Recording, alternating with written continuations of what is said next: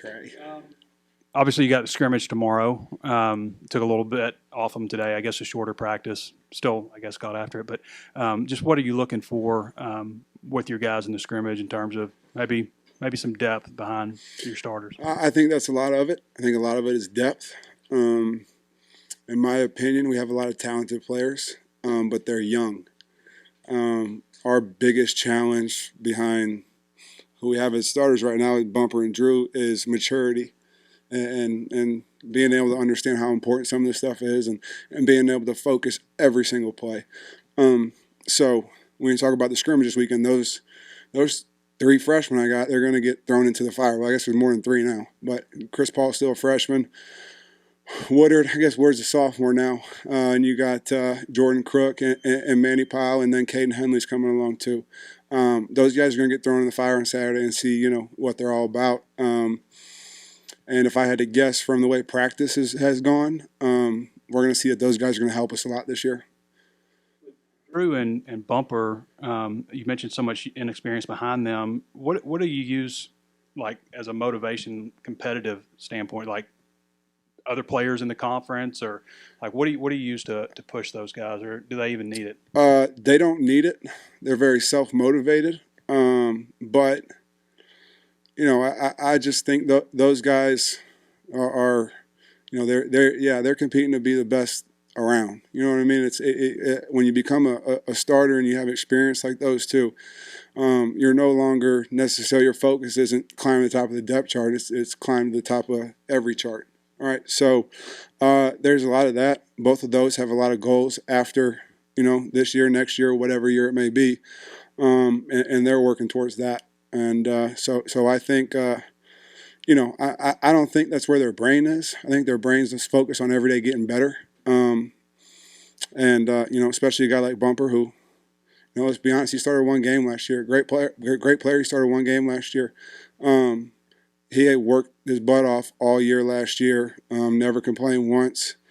And so he's kind of got that mindset from last year. He showed up every day last year kind of mad at me, and I liked it, and it made him a really good player.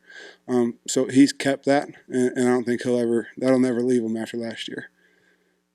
Talk about Chris Paul Jr., how much strides he's made from last year to this, because he, as you say, he's a freshman, but he was here last year. Yes, Chris Paul's ceiling is extremely high, extremely high. He's a very, very, very good football player. Chris Paul, it's all about maturity with him.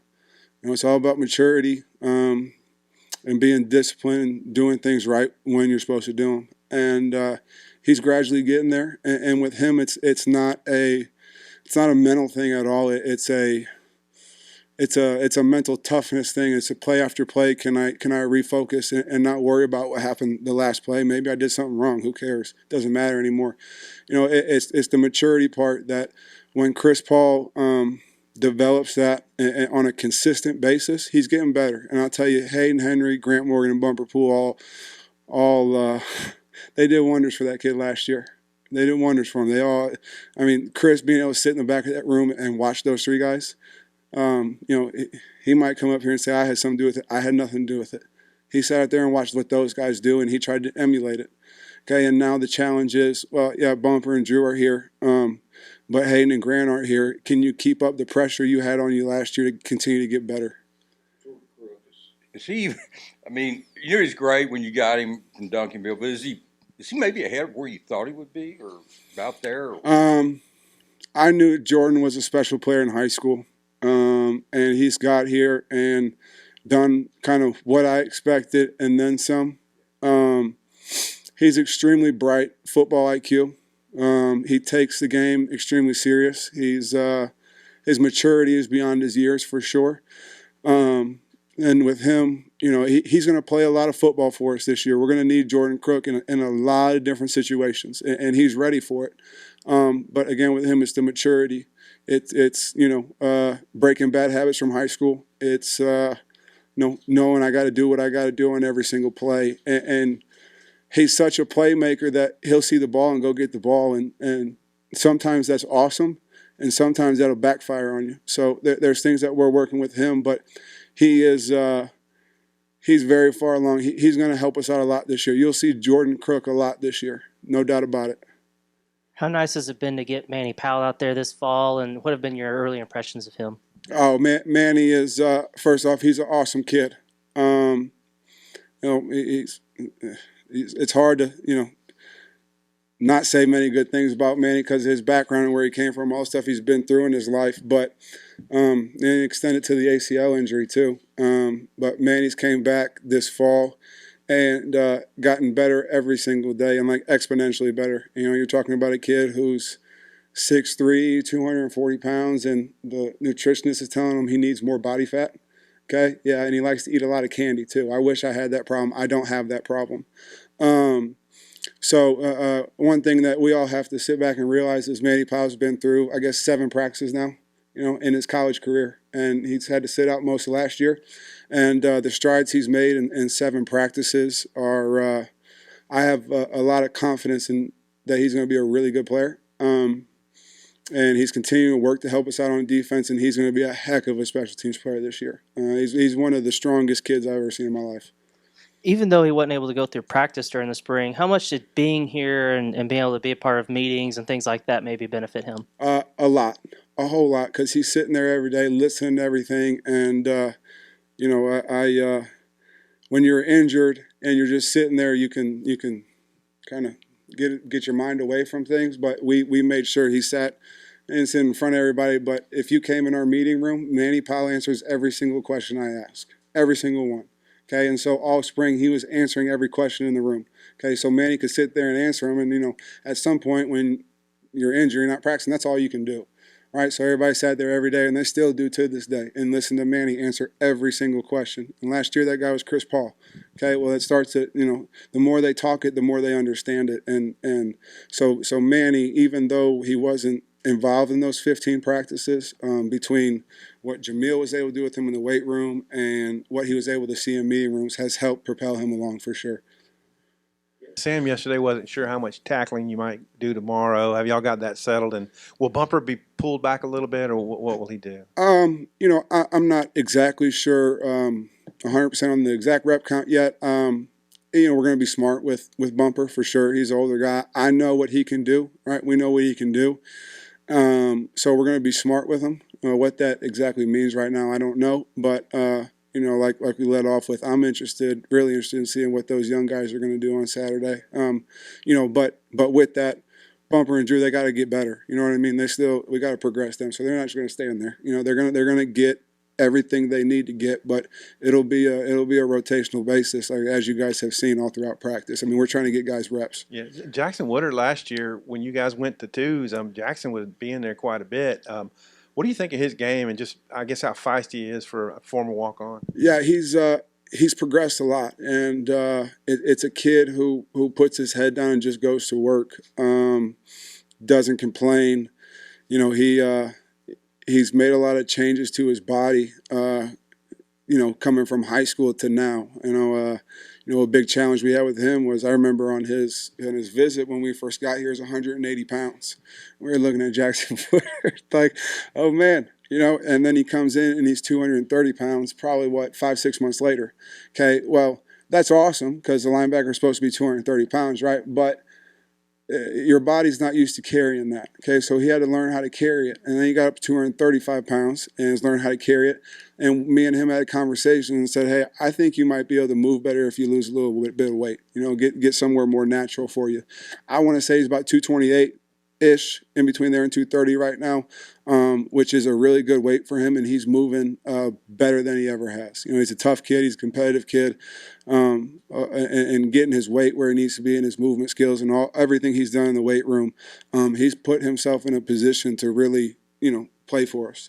To really be one of the guys that we count on. In this league, it's going to take a lot of guys, and with the talent we have in our room this year, I think there's multiple different things that multiple different guys can do, and we're going to use everybody to their best ability. And for us, that's going to require a lot of thinking and a lot of pressure on our guys, but they can do it. Heard from some of the guys that Drew Sanders is an elite pass rusher. I'm curious, just from your perspective, what you've been seeing from through 7 practices. Yeah, he's definitely an elite pass rusher. It's amazing. People don't recognize how hard it is to do what Drew's doing right now. Drew went from playing, 4-eye defensive end, outside linebacker, sitting on the edge every play, to being in the middle of the action. There's a lot going on in there. So your eyes are all in a different place. And to be honest with you, it took Drew about a week and a half till we started watching film. We're like, oh God, this kid's good, right? And so Drew, pass rushing, yeah, he's very good at that. But the reality of the situation is a lot of his plays are going to be off the ball. Okay, so we're working on him getting better at that. And he's progressed every day. He's a very, very, very talented player. A lot of my challenge with Drew is getting him to trust and believe how talented he is. And once he does that and lets it loose, and once he gets the reps there in the middle, and he's not thinking about what he's got to do, he can do some special things. I guess just looking at, from your perspective, looking at Bumper's game as a whole, is there like an area that you want him to continue to improve on that could, I guess, make him maybe more productive than he's been? Yeah, I mean, obviously, there's as a football player, you can never be too fast or have your body in too good a shape. Okay, so you can always progress there, and he has. There's other things in terms of, there's other things in terms of being athletic. Okay, is what I'd say. So learn how to play with your knees bent. Okay, people think athleticism is doing backflips and running around. No, it's can you play with your knees bent, not bend at your back and bend at your knees. It's can you move your hips? Can you pass rush? So just a little tiny details are things that he's still working on to get better, and it's that and making the game easier. There's a lot of ways as a linebacker where you can get to a point where you can line up and it's really okay. Are they going to run or pass? I go this way or that way. Okay. Well, you can do that really fast if you know exactly what you're doing and you're in the right spot. So the more you can be in the right spot, the more it puts yourself in position to make plays, and it puts yourself into a position where if I get blocked or if I take on a blocker, now I'm in a better position to take them on. So there's little tiny details like that me and him work on every day. And that's really, the kid made 125 tackles last year. That's a lot. That's a whole lot. Okay. So going from, say, tackles aren't the end-all, be-all. You want to go from 125 to 150. Well, it could be this big of a difference. And so for him, it's making sure his body's going to be able to withstand the entire year and be healthy. And it's those little, tiny little details where, he's to the point where he's had all the reps. And so now you can, at some point you come in and the freshmen are doing addition and subtraction. Okay, he's doing like multivariable calculus now. Okay, think of it that way. All right, so if you know what that means. Michael, do you have any idea what Manny's body fat was down to percentage-wise for him? I want to say he's somewhere in the 6 or 7% at 240 pounds, which is freakish to say the least. And then when you said Bumper was mad at you, I mean, were you joking or no, and no, not at all, not one bit. First off, I have a ton of respect for the kid because of last year. Nowadays they got this deal called the transfer portal, and people like to take the easy way out and find easy things to do. Okay, right? So you don't think something's working out or you're not happy with your situation, right? Well, everybody gave you the exit door now, easy way out. He stayed in my office every single day, never once complained. All he wanted to know is how can I get better? How can I do this? How can I do that? And, he's a competitor, and if you look at our rep count from last year, okay, they're all pretty equal. I think Hayden had about 50 more than Bumper, and Grant may have 50 more than Hayden, something like that. Okay, but they're all equal. We really didn't have, two guys start on the field. We didn't have starters. Okay, so a lot of it went down to him not worrying about when he was going to go on the field and showing up every day to get better, and also him trusting me that, we were going to work together, all three of us in that room, so that everyone was the best they could possibly be. So yeah, he was mad. I mean, you start for 3 years, and they finally understood that it's more of a mental thing than it's a real thing, right? Most of the time you see on the games when they flash up the starters, Bumper Pool was up there. Okay, it's a mental thing, and they realized that after a while. But you want to be a starter, right? You want your you want your video up there. You want your name up there. All that stuff. At the end of the day, does it matter? No. You play 50 snaps. Hayden played 50 snaps. Grant played 53, probably. Okay, but as a competitor, you want to be that guy. Okay, so yeah, he was mad at me, but he never once ever complained, and he never once showed up a day not ready to work like, oh, I'm here, I'm this, I'm that. I've been doing this for how many years? Never, ever, ever. And I have a tremendous amount of respect for that kid for that. And I think the drive he had last year every single day is carried over into this year. And I think it's made him a really, really good football player. Mad if he never complained. I'm a smart man. Hold on. Sometimes I'm smart. Okay. I played football too. Okay, in college, I understand. Okay, I know how people feel. I know how these kids feel. I know what they think, even if they don't tell me. All right. It's obvious, and I also know the competitive drive that everyone has, and you can't be an all SEC player if your competitive drive isn't through the roof. Okay, so to think that he enjoyed any part of that would be crazy to me, but he did it, and it made him a really good football player. So it was a little bit of motivation, and Hayden was good enough to earn the spot as well. It's a lot of things. It's how do they work together as a group. It's Hayden was an explosive player. Honestly, I think as we went, it's like Hayden was an explosive player, and he started out the game and he would go smack somebody and everybody could get excited. And then I got Bumper sitting right next to me, and he's like a bull in a cage, and he's like, when am I going? When am I going? When am I going? Right? Well, then driving in the game, you release the bull, and now everybody's just rolling in a circle. Okay, so they all were incredible football players and worked so well together, and they've done wonders for the linebacker room at the University of Arkansas, because in my opinion, the reason why Jordan Crook and Manny Powell and Caden Henley wanted to come to Arkansas was because of Bumper Poole, Hayden Henry, and Grant Morgan. Okay, so they saw the way they played and how they did things, and they wanted to be in that position. And so, those guys, they did that for our room, and also they saw everybody that sat in the back of our room saw that those three guys who were seniors, they shared all the work, and it made each one of them better that they did that, and none of them complained one time. Okay, so now, honestly, if you watched our practice, we got five guys going in with the ones right now. Okay, 5 different guys if you've been in our practice. Okay, no one bats an eye, no one complains, no one says, oh, I'm going with the twos this set, nobody. Because they saw the guys do it before. Okay, and if you want to complain about being second string, well, guess what? Bumper Poole was all SEC, all American. Okay, so you got to go somewhere down the road with that conversation. He also came back to play for you for a bonus year. Yeah. Must like you okay. Change the subject a little bit. I guess this was your first time out on the road recruiting in the evaluation period. How'd that go, and what kind of territories are you assigned? I spend most of my time in the state of Missouri and then North Dallas. So we got a good crop of linebackers out of Dallas, out of Texas, still kind of going. And, I spend a lot of time North Dallas area and then all of Missouri. I'm from St. Louis, spent a lot of time in Columbia, have a good amount of friends in Kansas City. So you kind of sweep your way across the state, come back down our way. I know you can't comment specifically on players, but you signed 3 in the last class, got 3 committed for this class. Is that kind of like about a number you would like to bring in every class out of the high school ranks? It just depends. Probably. But at some point then, as the years, as we build our room and as the years go on, you have to have the correct number for the amount you use. So I'd like to say it's always going to be 3, but if for whatever reason I walk into the room and next year we have 12 guys that aren't leaving, maybe we cut that number down. I don't know.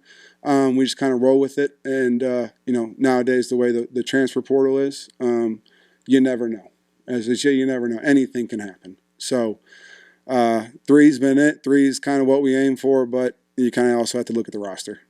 I always thought a linebacker's kind of born a linebacker with a certain mentality. You can't just make somebody that. What do you look for when you're evaluating these guys? What are some of the properties you're looking for in a person to come and play for you? At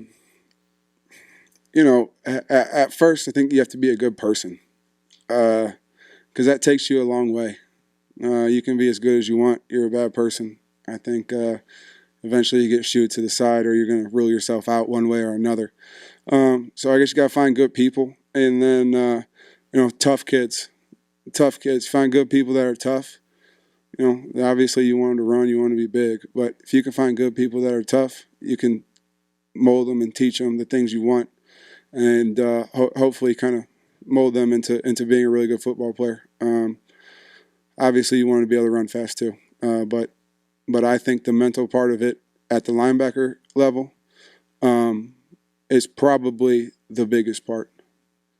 You mentioned with Drew Sanders that one of your biggest challenges is kind of getting him to buy into how talented he really is. How do you as a coach go about that, especially with a guy that's newer to the program?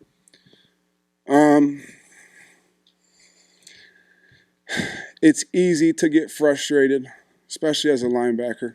It's easy to get frustrated when you don't make every single play. Sounds crazy, okay? But when you don't make every single play, when you do something wrong and you know it, they're smart kids, right? So when they do something wrong, they know it. And it's easy to get down on yourself and think about that, right? So the challenge I've had to many of the guys, and a lot of that's in the maturity of the young guys too, is you can't let one mistake turn into two, right? So a lot of guys, the young guys, they screw up, and then they go and they line up, and they're still thinking about the mistake they just made. Well, then one mistake turns into two, two turns into three, and then all of a sudden they're having an awful day, okay? And they're all out of whack mentally. With Drew, a lot of it is just, getting him to trust that the things he needs to do fundamentally as a linebacker will take care of themselves, meaning he'll make plays just by doing what he has to do. And it's getting him to not be frustrated that maybe the ball doesn't come to him every time, and so that he stays disciplined in doing what he's supposed to do.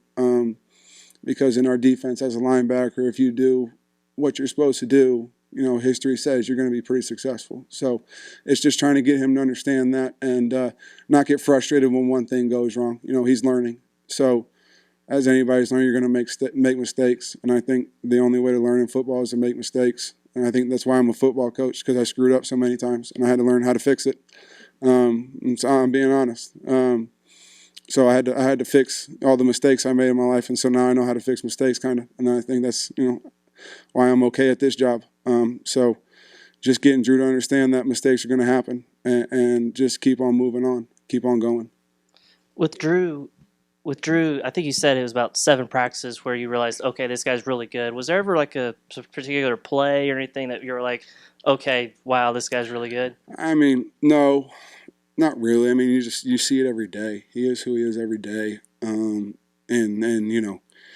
it's easy to see that once the pieces are put together, what the finished product's going to look like. And I think a lot of it came out in that spring game. In the spring game, he was making a lot of plays, just being himself. So I think it came out there. But he does it every day. It's just getting him to trust that incrementally, getting a little bit better, a little bit better, a little bit better, is at the end going to be what makes him very, very good. Last year between Grant, Hayden, and Bump, I think they played about 90% of your snaps. Do you envision a 3-man rotation usually, or could that be expanded to, you said 5 guys earlier? Yeah, it can change based on who's in the game and what's going on. But we'll see. We'll see. I think we got a good amount of guys that can go and play in a game right now. I think Bumper and Drew can take a large load. But to last a 12-game season in the SEC, they're going to need to go in and out. And so I can't tell you if it's going to be 3 guys right now. I think we got more than that, to be honest with you. So I do think it'll be a little bit different. How exactly it's going to look, I don't know. Say Caden Henley's camp's going, and I guess he was a 4-year starter. I think he had close to 500 career tackles. I know it's high school versus the SEC, but how does that kind of production and experience, all those games, 50 games, translate right now, and kind of how's he done in camp? Caden's actually done a really good job. Caden was here in the spring, which helped him out a lot also. He got 15 practices in the spring. But he's coming along a lot. Caden's a very smart kid, And so the challenge with him is he knows what he's doing, and now it's getting him to do it fast and not think about it. When you're smart, you start to think a lot. So it's getting him to play fast and not think. Now, with that, he's come along a lot. I think he's going to help us, and he's got his role for us on special teams. I think, all those young kids, I think we need them this year to help us in some sort of way, and Caden's one of those. We got between Manny, Caden, and Jordan, those kids are all very talented freshmen, and I think you'll see all three of them this year in some way. In some way, yes, sir. Hey, Coach. You spoke a little bit about the type of person that you're looking for when you're recruiting, and also the committee approach. Is the committee approach that you guys kind of rolled with last year something that you think draws high school kids into you and into the system as a whole? You talking about just playing all the guys? What 300 tackle guys last season, is that something you think draws guys in? Well, that part does. That part's nice. That part helps. But that's from a production standpoint. I think it helps a little, but I think it shows people that we're willing to, as a coach in a game situation, the guys you put on the field, you better trust with your life. Your life's on the line, right? If we don't do good, I got to go home and I don't get paid, right? I don't get to have a job, okay? So when I send the kid out there, like, I'm trusting my life in him, okay? So that's hard to do, all right? But I think last year with those three guys, I did trust them with my life, okay? And having them be able to rotate around like that, it gave me more trust in being able to do that. And I think, just having, I guess, if I'm a recruit, having a coach that is willing to do that, I think that helps because more than two guys are going to play.